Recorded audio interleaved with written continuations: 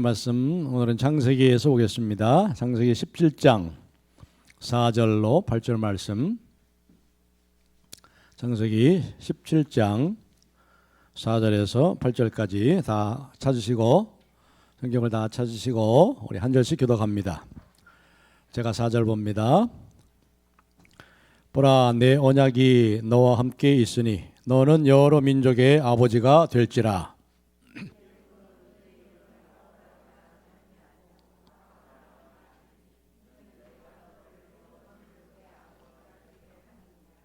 내가 너로 심히 번성하게 하리니 내가 네게서 민족들이 나게 하며 왕들이 네게로부터 나오리라.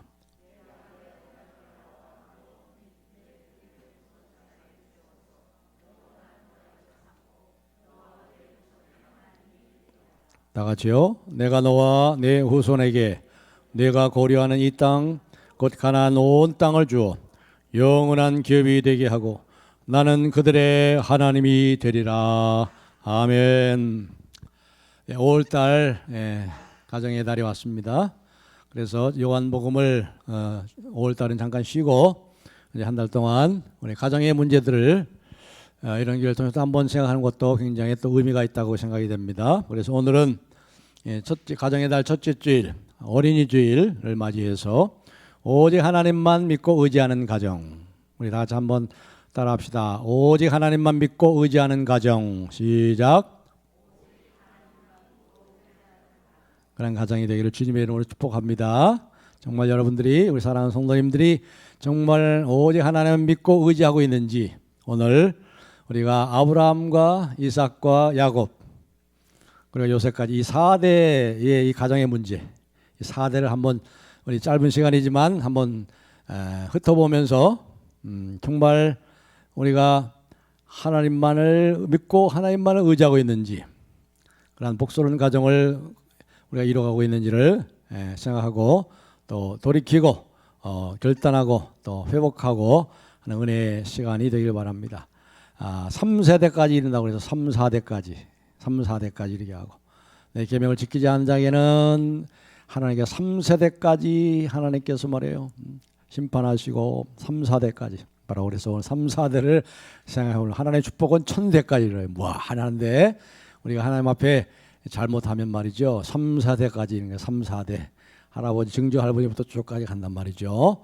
오늘 그 문제를 생각하면서 우리가 한 사람이 얼마나, 한 가정이 얼마나 중요한가, 내 역할이 얼마나 중요한가, 특별히 우리가 가장으로서 얼마나 중요한 역할을 해야 될 것인가 하는 것을 오늘 말씀을 통해서 살펴보려고 합니다. 지금 이 가정교육이 굉장히 지금 위태로운 가운데 있습니다. 가정교육은 하나님의 가장 중요한 소명입니다. 가정은 하나님이 세우신 것이고, 그리고 가정의 부르심은 가장 중요한 소명이요 사명입니다.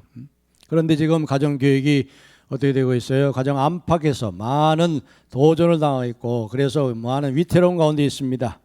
실제로 가정 안에서 우리가 자녀들을 잘 키워서, 그리고 정말로 성숙한 신앙의 사람들로 양육해서 그들이 독립하고 그래서 하나의 아름다운 믿음의 가정을 이루게 하는데, 많은 가정들이 자신감을 잃어가고 있습니다.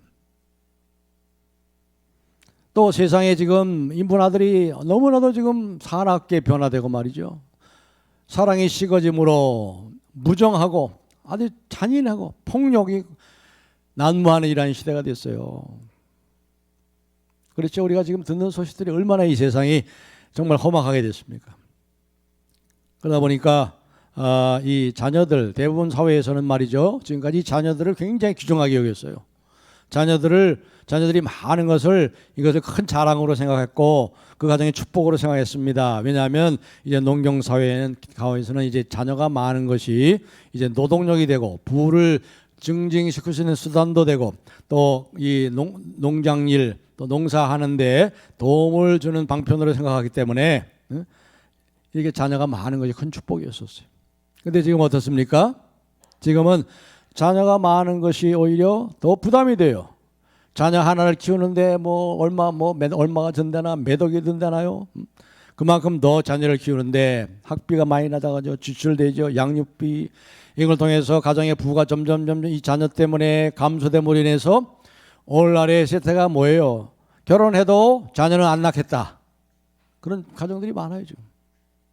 그래서 지금 인구가 절벽으로 떨어지고 있어요. 태어나는 아이들보다 세상을 떠나는 어른들이 더 많아져요. 이거 더 많아요. 그러니까 역전이 돼가지고 인구 절벽으로 떨어져요. 또 오늘날에 여자들의 관심이 어디 있습니까? 여자들의 관심은 가정이 아니에요. 결혼이 아니에요. 일이에요, 일. 나도 일하고 싶고, 나도 내 잠재력을 마음껏 발휘하고 싶고, 나도 내 자아를 실현하고 싶다. 그래서 여자의 첫 번째 관심이 옛날에는요. 제가 대학 다닐 때만 해도 대학생들, 여대생들의 가장 큰 관심은 결혼하는 거, 시집 가는 거. 좋은 남편 만나가지고 시집 가는 게 그게 목표였어요, 그게. 근데 지금은 그런 거 절대 생각 안 합니다. 자기 잠재력을 위해서 실현하고 자아 실현을 위해서 여자들도 다 일을 하려고. 그래서 아예 많은 부부들이 뭡니까? 아이를 갖지도 않고 또 결혼도 하지도 않고 5포, 7포 시대가 됐어요. 결혼 포기, 자녀 포기. 이렇게 지금 점점 이 자기 중심적인 이러한 문화 속에서 이 한때는 말이죠. 가정이 경제적이고 사회적이고 영적인 정서적인 관계의 가장 중심이 됐었어요. 그래서 홈 스위트 홈. 가정만큼 행복을 주는 것이 없다 그랬는데 이제는 그렇게 생각하지 않습니다. 가장 기본적인 이 신체적이고 정서적인 필요를 채워주는 그러한 장소로 이제 가정이 전락해버린 것입니다. 그래서 사람들이 대부분의 이제 행복들을 찾아가지고 다른 것들을 위해서 어디로 나가면 집 밖으로 나가요. 이제 집 밖을 찾아 나갑니다. 유튜브라든가 여러 가지 매체들을 통해서. 그래서 참으로 지금 이 시대야말로 우리 믿음의 가정들이 이 가정교육을 회복해야 될 절박한 시점에 와 있는 것입니다.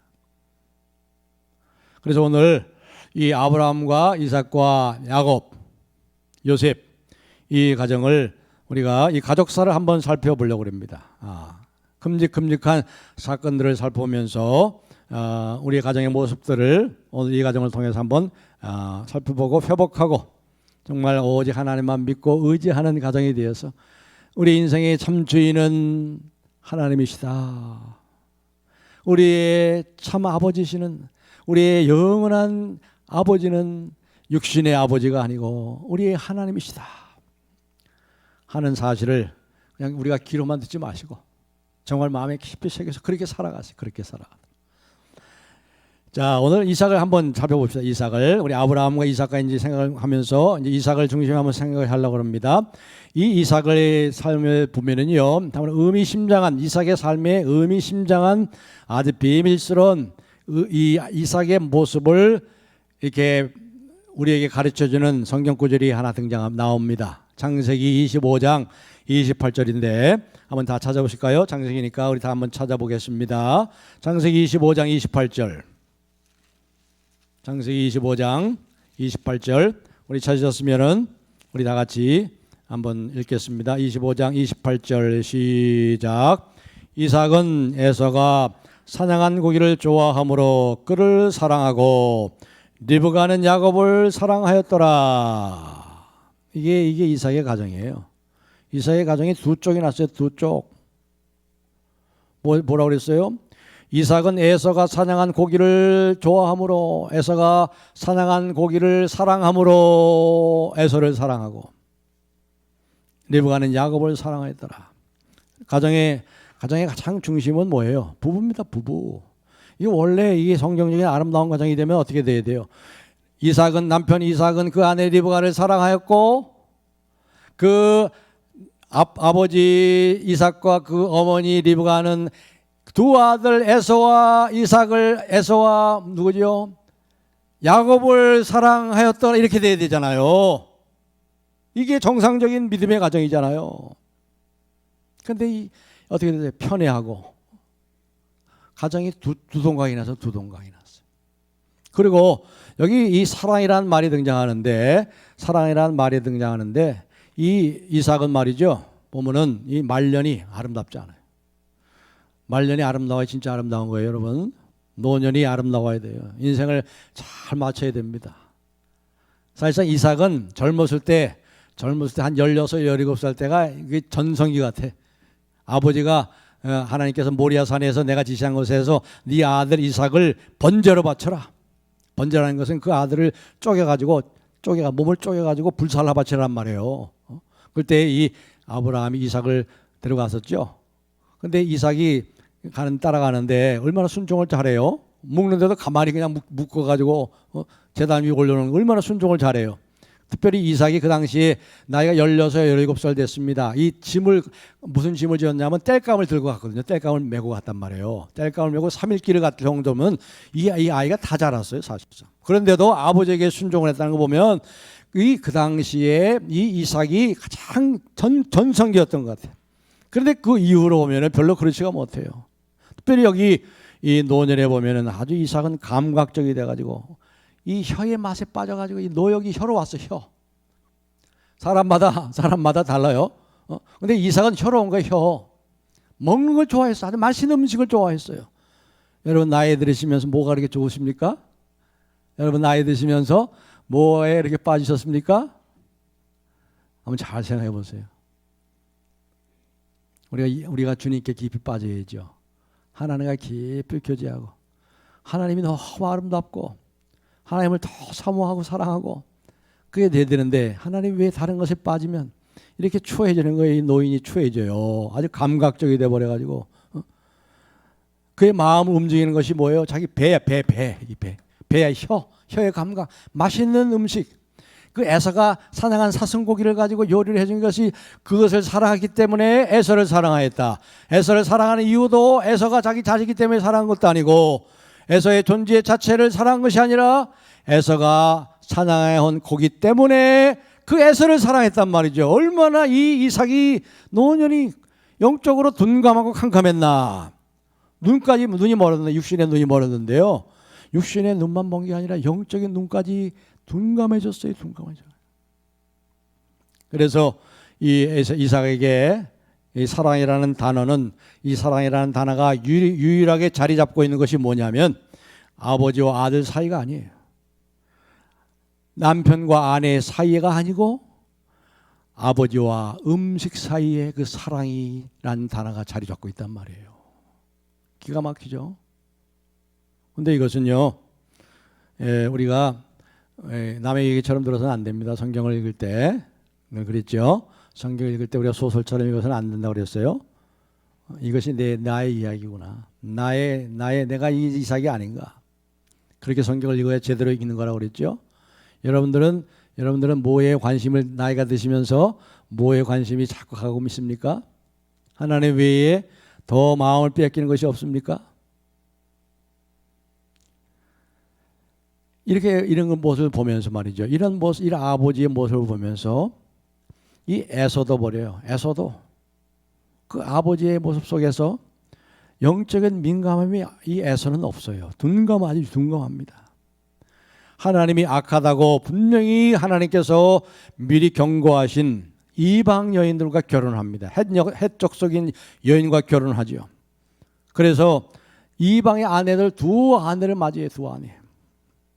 두 아내를 맞이해가지고 하나님의 아브라함의 가정을 통해 거룩한 목적을 온 세상에 하나님의 구원의 역사를 이루고자 하는 이 거룩한 목적에 빗나갑니다. 그래가지고 어떻게 됐죠? 우리 성경 한번 찾아보겠습니다. 26장, 창세기 26장 34절, 35절 한번 볼까요? 창세기 26장 34절, 35절 다 같이 읽어보겠습니다.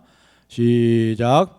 에서가 40세 헷족속 부엘리의 딸 유딧과 헷족속 엘론의 딸 바스맛을 아내로 맞이하였더니 그들이 이삭과 리브가의 마음에 근심이 되었더라.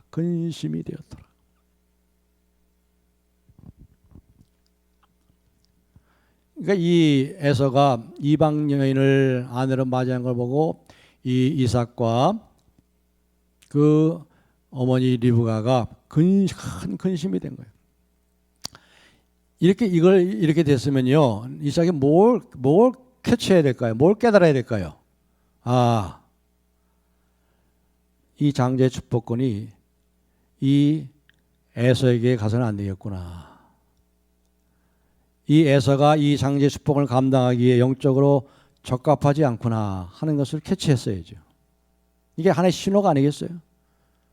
이방의 여인과 결혼하지 말라고 분명히 하나님께서 말씀하시고 그 이방의 여인을 통해서 많은 우상들을 섬기게 되고 하나님을 떠나게 되는, 결국 에서는 영원히 버림받았잖아요. 그렇다면 여기서 이 이삭이 깨우쳤어야 되잖아요. 이 누구지요? 이 에서는 장제의 축복을 받을 만한 적합한 그러한 자가 아니구나. 그러나 나이 많은 이 이삭은 그러지 못했어요. 여전히 뭐예요? 이 혀를 쫓아갔어요.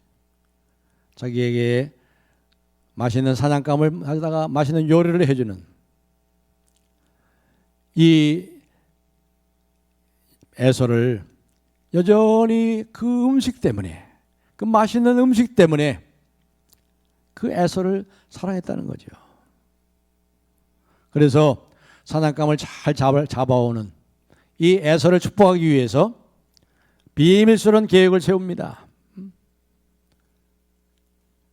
그냥 축복하면 되는데 그냥 축복하면 되잖아요. 에서를 그냥 그렇다면. 그런데 야 에서야, 내가 이제 마지막 너 축복하려고 그러니까 가서 사냥을 해가지고 요리를 잘 해가지고 와라. 그럼 내가 그거 먹고 너를 마음껏 축복해주마. 이런 비밀스러운 계획을 또 누가 들어 옆에서? 그 부인 리브가가 들은 거예요. 리브가는 또 누굴 사랑해요? 이 야곱을 또 사랑해요. 거기서부터 뭐예요? 이 가정이 서로를 조종합니다. 서로를 이용합니다. 서로를 속입니다. 가정이 점점 이렇게 참 역기능의 가정들로 변화되고 있어요. 요즘 이 교육심리학 이론에 가족 체계 이론이라는 말이 있어요. 가족 체계 이론, Family System Theory라는 이론이 있습니다. 이게 뭐냐면 아주 성경적인 얘기 보니까 가족 구성원이 한 사람 한 사람이 서로가 서로에게 영향을 주는 거예요. 그렇죠? 아버지는 아들에게 영향을 주고, 또 엄마도 아들에게, 또 아버지는 엄마에게 영향을 받고, 서로 영향을 받고. 그러니까 서로 가족 구성원들이 서로가 서로에게 영향을 주고 서로가 서로에게 영향을 받습니다. 그래서 서로 긴밀하게 연결되어 있는 거죠. 상호작용을 합니다.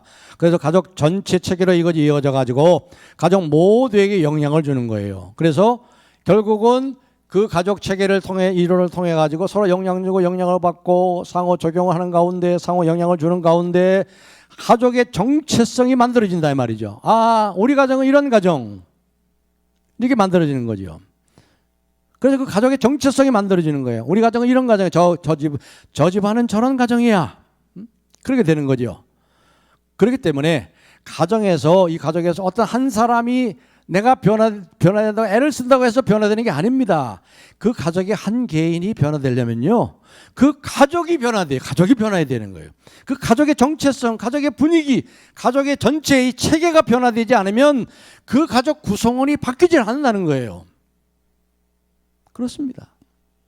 바로 이 가정이 그래요. 이 가정이. 그러니까 결국 어떻게 됩니까? 이삭과 이 리브가가 어떻게 돼요?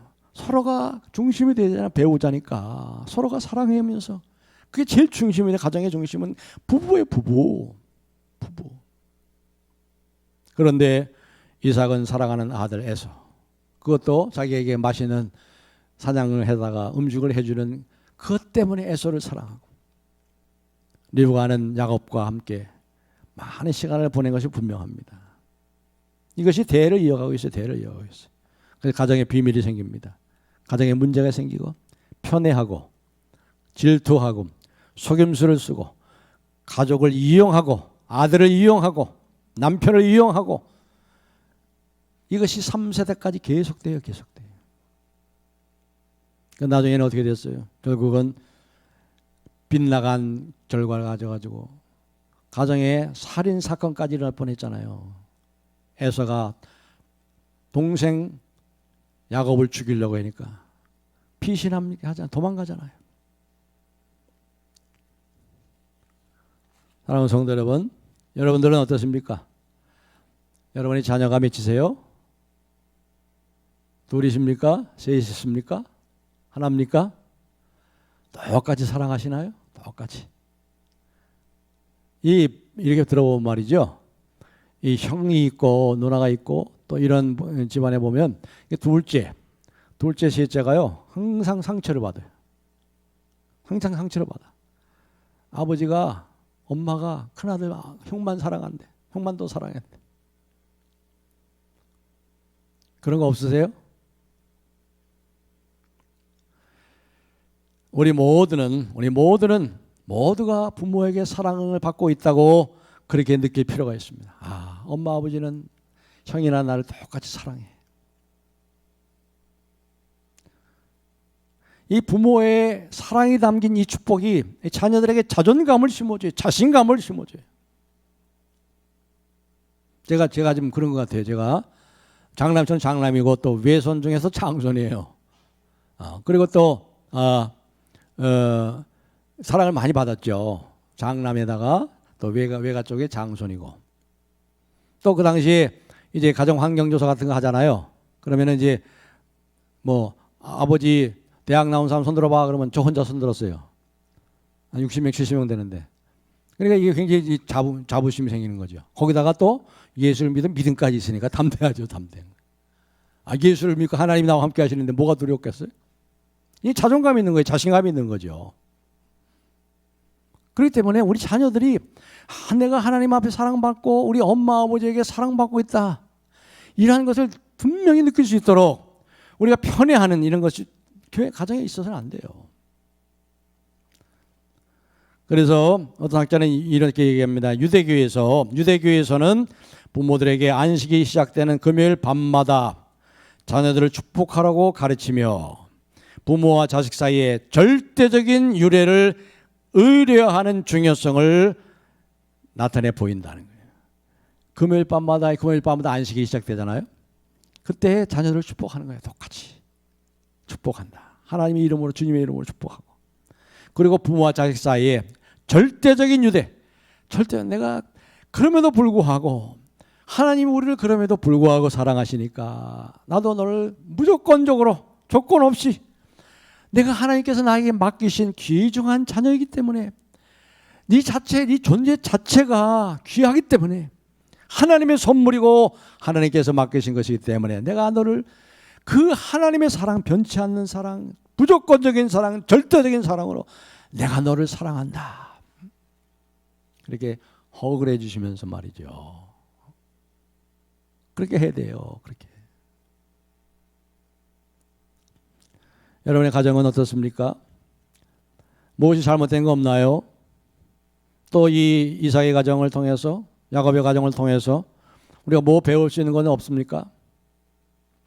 이 가족을 통해서 우리가 무엇을 얻을 수 있겠습니까? 누구나 가정에서 좋은 영향을 받습니다. 누구나 가정에서 좋지 않은 영향을 받습니다. 좋은 유산, 좋지 않은 유산을 받습니다. 특별히 이 가정을 보면요, 이 아브라함의 가정, 이삭의 가정, 야곱의 가정은요, 이 언약적 축복의 가정이 언약적 축복의 가정이에요. 보통 축복이 아니죠. 너는 나의 백성이 되고 내가 너와 내 후손들의 하나님이 되리라. 이 언약의 가정의 이 축복, 경건한 유산, 하나님께서 하나님이시고 그 부모가 참으로 하나님이 아닌 가정, 하나님이 그 가정의 진정한 주인인 가정, 하나님이 그 가정의 진정한 부모인 가정, 이 복된 이 언약의 가정 아닙니까? 언약의 약속의 가정 아니에요. 얼마나 큰 축복이에요. 여기 우리 17장에 다시 돌아가서 보시면요, 이렇게 말씀하죠. 제가 7절 읽겠습니다. 내가 내 언약을 나와 너 및 내 대대 후손 사이에 세워. 여러분, 하나님이요, 지금 이 아브라함에게 말씀하는 게 아니라 그랬죠. 누구에게 말씀하시는 거예요? 저와 여러분에게 말씀하시는 거예요. 저와 여러분에게. 너와 내 후손의 하나님이 되리니. 이게 보통 축복이에요, 여러분. 하나님이 우리의 아버지가 되시고 하나님이 되시고, 우리가 하나님의 소유된 백성이니 하나님이 다 책임져 주시죠. 하나님 책임져 주시니 무슨 걱정이 있어요? 하나님의 아버지가 되시니 자녀가 무슨 걱정이 있어? 하나님이 우리 아버지신데, 하나님 얼마나 부유하시고 하나님은 능치 못하신 것이 없는데, 우리 육신의 부모로서 자녀들에게 해주고 싶어도 어떨 때 능력이 없어서 못 해주잖아요. 근데 하나님은 능치 못한 일이 없으세요. 이거보다 더 큰 축복이 어디 있어요? 그런데 이 야곱은, 이삭의 아들 야곱은 어땠어요? 또 이 야곱을 보세요. 야곱은 자기의 뜻을 이루기 위해서 장제의 축복권을 자기의 것으로 하나님께서 이미 주신다고 했으면 가만히 있어도 돼요. 가만히 있어도 하나님의 때에 하나님의 방법으로 이 장제 축복을 주시거든요. 근데 그것을 뺏으려고 말이죠. 내 뜻과 야망을 이루기 위해서 온갖 수단 방법을 지르잖아요. 그래서 속임수 전략이에요. 속임수 전략. 그런데 이 속임수가 이 언약의 가정에서 지금 3, 4대를 계속 내려와, 이게. 계속 내려와, 이게. 3세대까지 이르게 하고 3세대까지 계속 내려오는 거예요.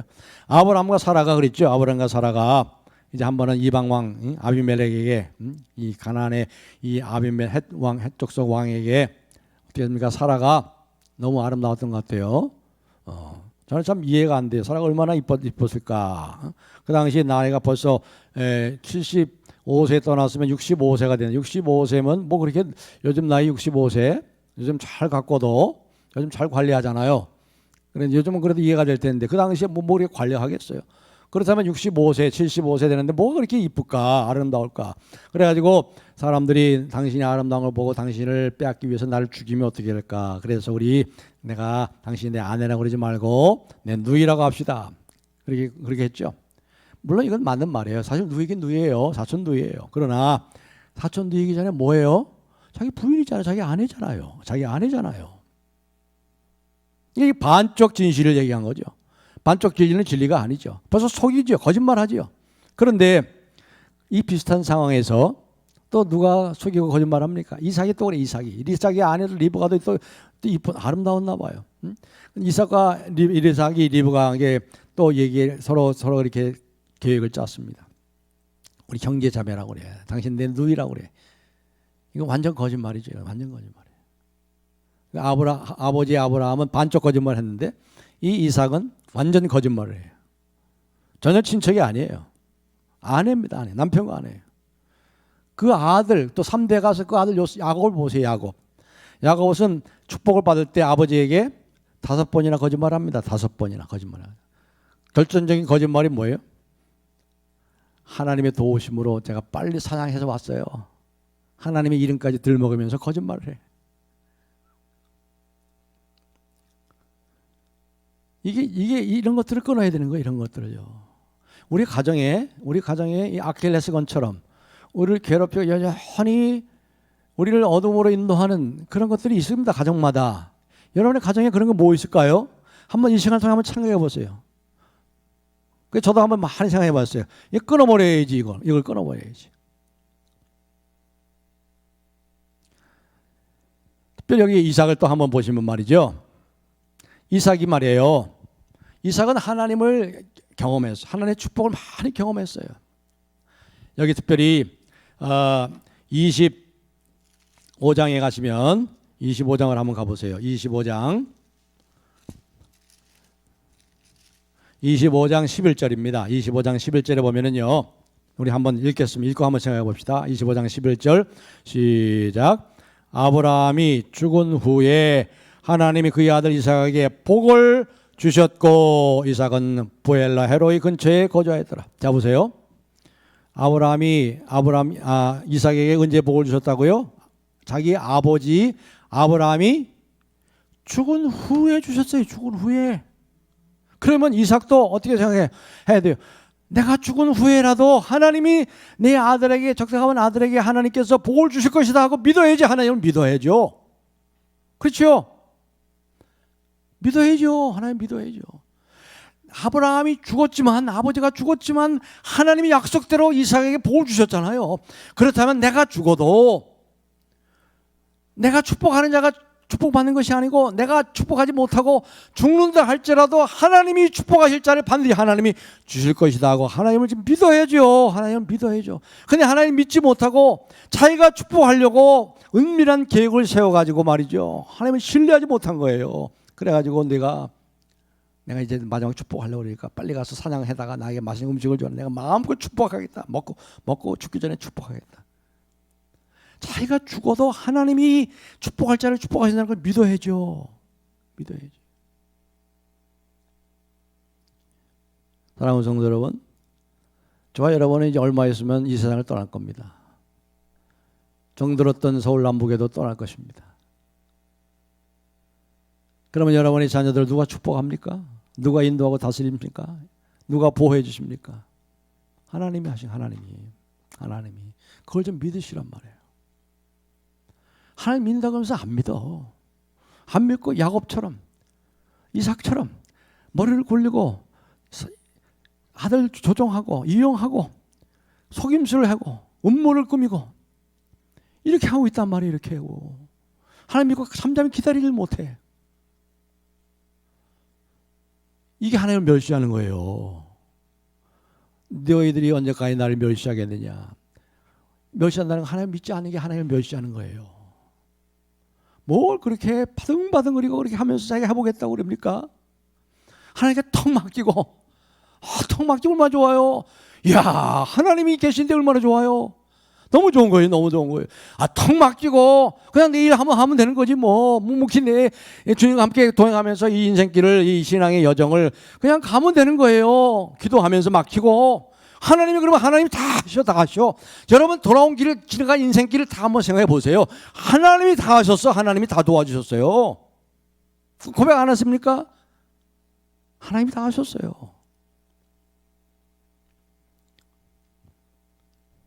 그러나 이 야곱도 그렇고 이 이삭도 그렇고 하나님이 아들에게 하실 일들을 신뢰를 하지 못했어요. 어떻게 해보려고 은밀한 모임을 계획하고 이렇게 했다는 거죠. 결국 그래 어떻게 됩니까? 결국은 이삭이 에서가 축복을 받는 것을 보지 못하고 절망한 지 25년을 더 살다가 세상을 떠납니다. 그리고 야곱은 자기 목숨을 위해서 도망갑니다. 도망갈 때는 네 형 에서가 분이 풀릴 때까지 있다가 돌아와라. 아마 그렇게 어머니 이리부하고 약속을 했을 거예요. 그렇게 얘기하고 갔을 거예요. 그렇기 때문에 개나리 보따리 좀 하나 가지고 갔겠지. 그렇지 않으면 많은 재산을 가지고 갔죠. 오래 있을 건지 알았으면. 그런데 어떻게 됐어요? 20년 동안 돌아오지 못하고 돌아왔을 때는 이미 사랑하는 어머니는 세상을 떠나고 없어요. 그 어머니는 20년 동안 보지도 못했어요. 마지막으로 봤어요. 도망가면서 그 어머니를 마지막으로 봤어요. 사랑하는 어머니 리바가는 사랑하는 아들 야곱을 더 이상 보지 못했습니다. 그러니까 이 네 사람 이삭, 에서, 리브가, 야곱 이 네 사람이 다 피해자인 동시에 범죄자예요. 범인이에요. 여러분 뭘 생각하십니까? 뭘 느끼십니까? 가족의 갈등에 있어서 엮이는 가정이 되고 가정에 문제가 터지는 가장 중요한 핵심에는 뭐가 있어요? 하나님을 신뢰하지 못하는 데 있습니다. 하나님을 믿지 못하는 데 있는 거예요. 그래서 가족의 구성원들이 가족이 자신의 어떤 가치나 자신의 소유를 위협받을 때 하나님이 보호해 주실 것이라는 사실을 믿지를 못하고 있는 거예요. 이게 가장 큰 문제인 거예요. 이삭의 가정이 믿음의 조상 이삭의 가정이 야곱의 가정이 그랬다. 하나님이 보호해 주실 것이라는 것을 왜 못 믿으세요? 좀 믿으세요. 믿으시라. 하나님이 지켜주세요. 하나님이 보호해 주신다니까요. 그걸 믿지 못하니까 자기 나름대로 계획을 해. 아들을 이용해. 아들을 끌어들여. 사람들을 조종합니다. 자기의 야망을 달성하기 위해서 식구들을 이용합니다. 이삭은 자기가 죽은 후에라도 하나님이 적합한 아들에게 복을 주시라는 이 사실을 신뢰하지를 못하고 있어요. 자기가 경험했음에도 불구하고 자기 아버지가 죽었음에도 하나님이 자기에게 복을 주신 것을 경험했음에도 불구하고 캄캄하게 잊고 살아요. 얼마나 답답한 일입니까? 얼마나 답답한 일.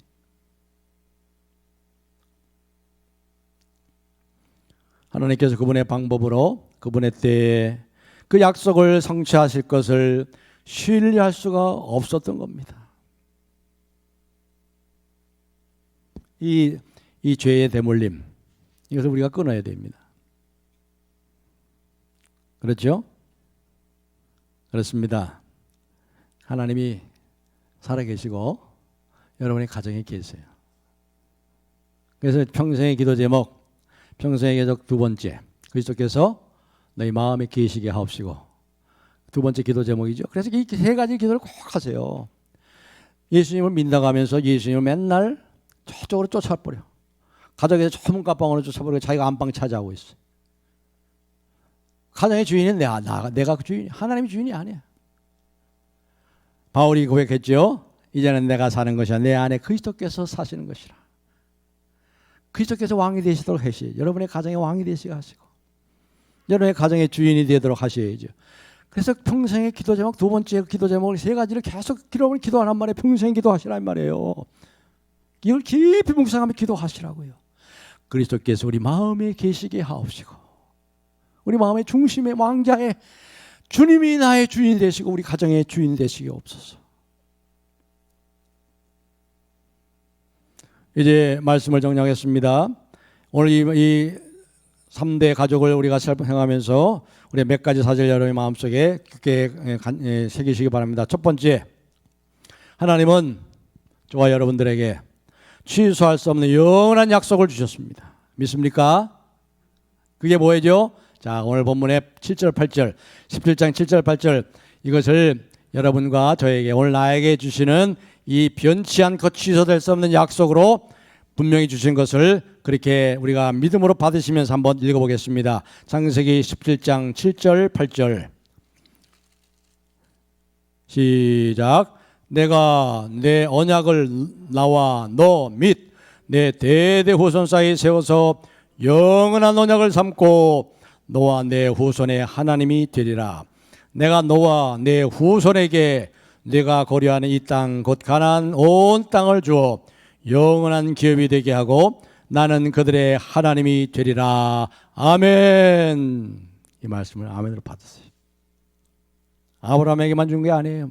이삭에게만 주신 것이 아니고 야곱에만 주신 것이 아니라 바로 하나님의 자녀요 하나님의 백성이 언약 백성인 저와 여러분에게 오늘 주시는 말씀이에요. 하나님이 신실하게 그 약속대로 그들을 모든 위험에서부터 보호하셨습니다. 애굽에서부터 보호하셨어요.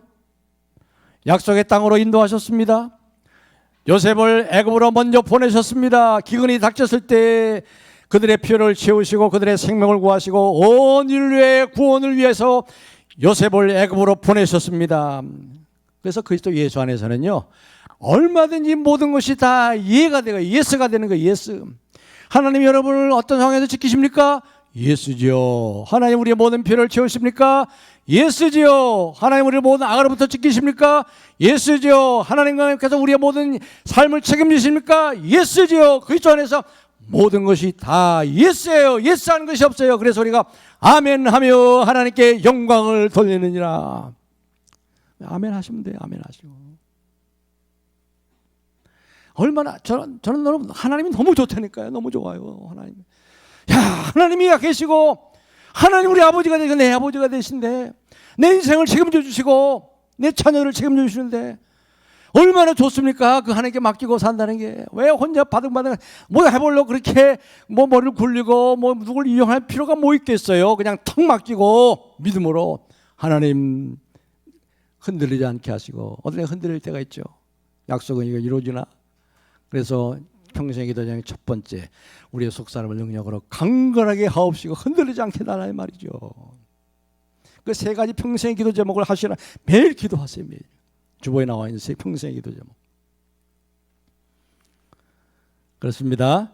우리 하나님께서는 변치 않는, 취소될 수 없는 약속을 우리에게 주셨어요. 그다음 두 번째, 하나님께서는 우리들이 의식하지 못할 때에도 언제나 우리와 함께 계시다는 사실을 기억하세요. 좀 기억하고 사세요. 우리가 의식하지 못해. 하나님이 나를 버렸나?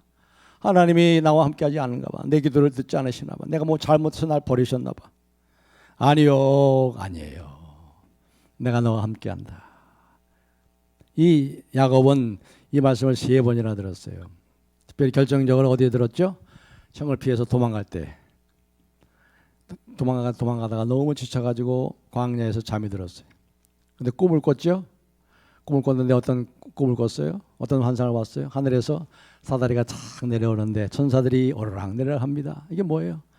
하나님께서 모든 축복을 가지고 이 야곱에게 다 찾아오시고 야곱의 모든 눈물과 한숨과 슬픔과 아픔을 다 올리고 받아주시고 거기에 응답하시고 복으로 찾아오시는 그 하나님. 그래서 다 눈을 뜨고 깨닫고 하는 말이 뭐예요? 하나님이 여기 계신데 내가 알지 못하였도다. 그래서 뭐예요? 베델. 그래서 베델이 아닙니까? 하나님의 집. 여러분 하나님이 안 계신 것이 어디 있어요? 하나님 예배하는 여기만 계시나요? 하나님 여러분의 가정에도 계시고 길에도 계시고 우리가 위기의 상황에 죽을 위험에 빠졌을 때 거기 계세요. 세상 끝날까지 내가 너와 함께 할 것이라. 내가 늙어 백발이 되어도 내가 너를 버리지 아니하리라. 내가 결코 너희를 떠나지 아니하며 너희를 버리지 아니하리라. 특별히 경제생활 가운데 경제적으로 어려울 때도 내가 너희를 결코 떠나지 아니하고 너희를 버리지 아니하리라. 우리가 깨닫지 못할 때도 하나님은 언제나 우리 함께 하신다는 사실을 기억하세요. 그리고 3번째로 하나님께서는 우리들이 참으로 믿음에 있어서 성숙하고 온전한 자리에 이르도록 강도 높은 훈련을 하신다는 거예요. 이거 보세요. 이 야곱의 가정, 이사의 가정을 보세요. 응? 어떻게 됐습니까? 이 에서가 아까도 말했지만 이방의 며느리들을 받아가지고 얼마나 가정에 근심이 됐겠어요. 근심이 됐겠어요. 얼마나 근심이 됐겠습니까? 그리고 또 그 뒤에서 조종하던 이 리브가는 사랑하는 아들 야곱을 잃어버렸잖아요. 그 후에는 야곱을 만나지 못했잖아요. 그리고 이 에서는 장자권을 소홀히 여기다가 결국 어떻게 됐어요? 다 잃어버렸지. 다 잃어버렸지. 나중에는 회복하려고 누울면서 축복해달라고 했지만은 회복하지 못했습니다. 기회를 얻지 못했습니다. 야곱은 잔꾀를 부리고 자신의 방법대로 축복은 받았지만 결국 자기의 목숨을 위해서 도망갔지요. 그리고 자기 삼촌 집에 가서 삼촌에게 이용당했습니다. 20년 동안 10번이나 속임을 당했어요. 그리고 사랑하는 아내 라헬, 야곱이 그렇게 사랑했던 아내 라헬, 4명의 아내가 있었는데 그중에 제일 사랑했던 라헬은 아들을 낳다가 죽었잖아요. 베냐민을 낳다가 죽었죠. 그리고 사랑하는 아들 요셉은 형들에게 미움을 당해서 결국 어떻게 노예로 팔려갔어요. 죽이려고 그랬는데 루벤이 제일 큰 형이 죽이지 말고 우리 노예로 팔아버리자. 이 요셉은 야곱에게 죽은 자가 되는 마찬가지. 딸 디나는 또 뭐 때문에 성폭행을 당했죠.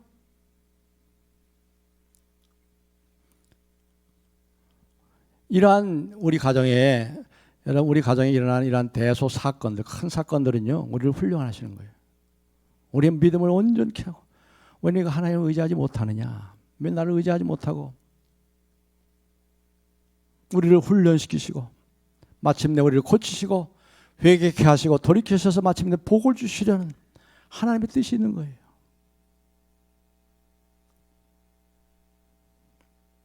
그래서 마지막 결국은 요셉을 통해서 다 회복하시잖아. 그 야곱이 말년이 참 멋있습니다. 이 야곱은 참 멋진 사람이에요. 처음에는 그런 사람이었지만, 속이는 사람이었지만 나중에는 이스라엘 돼가지고요. 나중에는 정신이 말짱해가지고, 그리고 성령이 충만해가지고 12아들을 다 축복하고 유언을 맺잖아요. 이게 아무나 할 수 없는 거라고 그랬죠. 그냥 금요일 기도회 때 말씀을 드린 것 같아요. 우리가 나이가 들어가지고 자들을 축복하는데 나도 모르는 사이에 치매가 와버려요. 치매가 왔는데 어떻게 아들을 축복해요? 그리고 영적으로 민감하고 영적이 충만해가지고 이 야곱처럼 축복하는 게 쉬운 게 아니에요. 이 야곱은 정말로 여기서 하나님을 깊이 만나고 약속을 부여잡고 하나님의 약속만 붙잡고 살았어요. 이 사람은 나중에 그렇게 변화돼요. 그래서 야곱은 너무나 아름답게 노년이 너무나 아름다워요.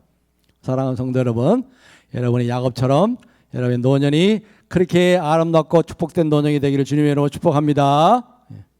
물론 치매도 어쩔 수 없는 거죠. 그거는 저희 할머니도 치매가 왔어요.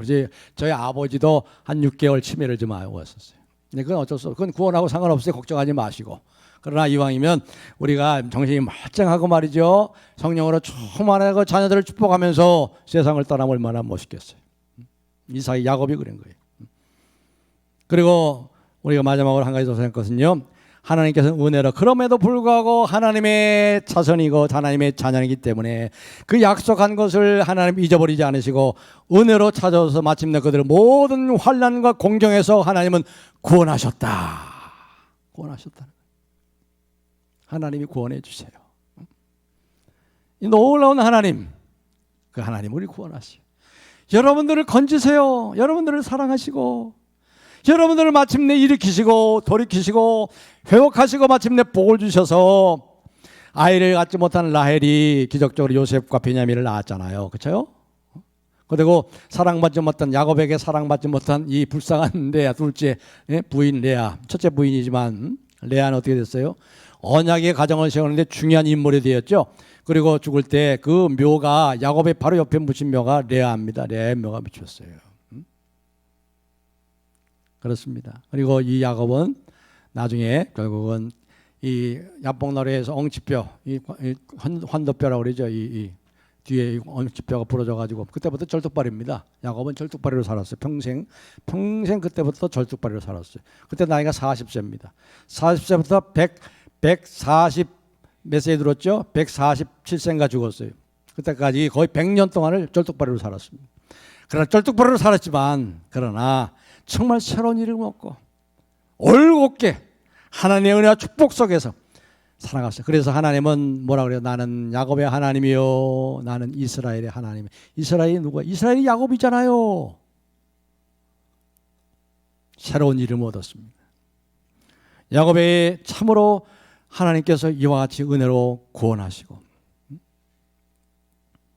결국 우리는 하나님께서는 그들의 모든 필요를 다 충족시키셨습니다. 모든 필요를 채우셨습니다. 우리 각자를 다 인도하십니다. 사랑하는 성도 여러분, 우리가 누구에 기대어 살아야 되겠습니까? 누구에 매달려 살아야 될까요? 여러분이 자녀들에게 매달려 삽니까? 여러분의 남편에게, 아내에게 매달려 삽니까?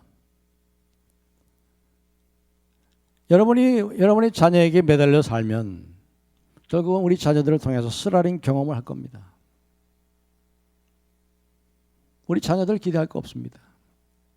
물론 우리 자녀들 기대하면 축복을 해야죠. 그러나 우리가 믿고 의지할 분은 하나님밖에 없어요. 자녀에게 기대를 건 부모의 마음은 쓰라리고 공허해집니다. 지금 이삭이 그랬잖아요. 야곱이 다 그랬잖아요. 리브가가 그랬고 레아가 그랬고 에서가 그랬고 말이죠.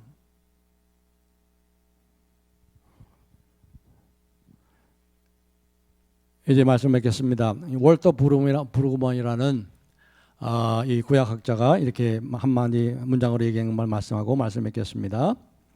미래에 대한 당연한 보장이나 가문의 유업을 받을 뾰족한 방법은 우리에게 없다. 오직 하나님의 신실하심과 하나님의 능력밖에 의지할 것이 없다. 하나님의 약속을 받는다는 것은 나 스스로 움켜잡고 확실한 것을 내려놓고 불확실하지만 확실하신 하나님을 믿고 의지하는 것이다. 오직 하나님 한 분만이 우리의 삶을 이어가게 하신다. 그 하나님만 믿고 의지하는.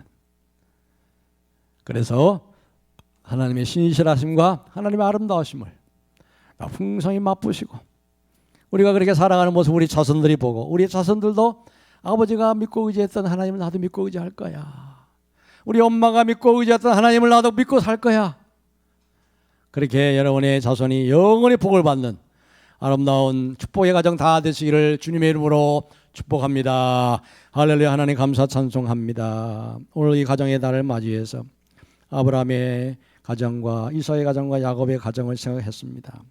이 가정을 통해 우리에게 말씀하시는 말씀을 귀담아 듣게 하시고 우리 가정에 참으로 뽑혀 나가야 될 것들, 고쳐야 될 것들을 고칠 수 있도록 우리의 마음들을 열어 주옵시고 참으로 하나님만 믿고 의지하는 하나님 우리의 가정의 주인이시요 하나님 우리의 영원한 참으로 부모이심을 아버지이심을 인정하고 그렇게 살아감으로 하나님의 약속대로 복을 받고 이 땅에서도 그 축복을 흘려보내는 축복의 가정, 축복의 자손들이 다 되도록 복 내리시고 영광 받으시옵소서. 예수님의 이름으로 간절히 기도하옵나이다.